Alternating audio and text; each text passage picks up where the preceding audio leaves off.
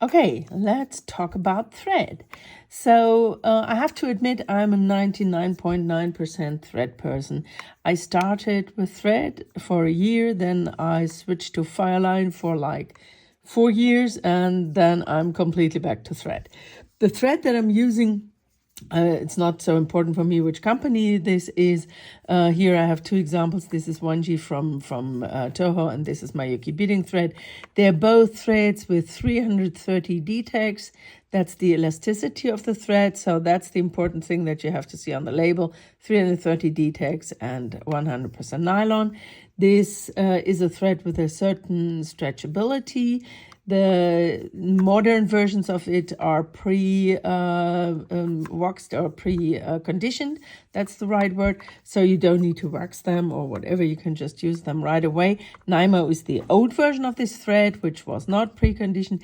The important thing to me is which company I use is more the size of the spool, not because of the amount of thread that I have in there, but the size, the diameter of the spool. So even if there would be just 100 meter on this one, I would buy this spool or this big spool because the thread is not getting so curly.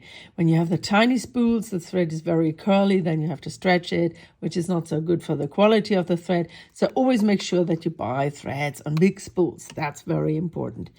Otherwise, why I'm using thread is the reason that I use certain kind of stitches.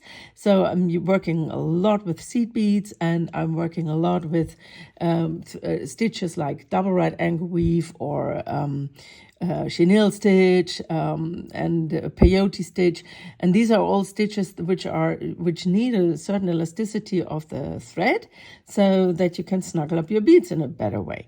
And for a piece like this, for this bracelet, for example, it doesn't really matter. If you prefer Fireline, use Fireline. That's no problem.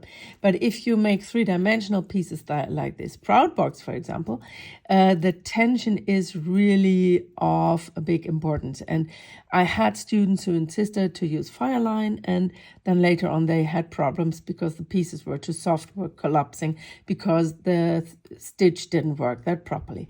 So that's my preference, but the main rule is whatever thread works best for you is the best thread for you to use. That's as simple as it is. I hope this helped a little bit. See you next time. Bye-bye.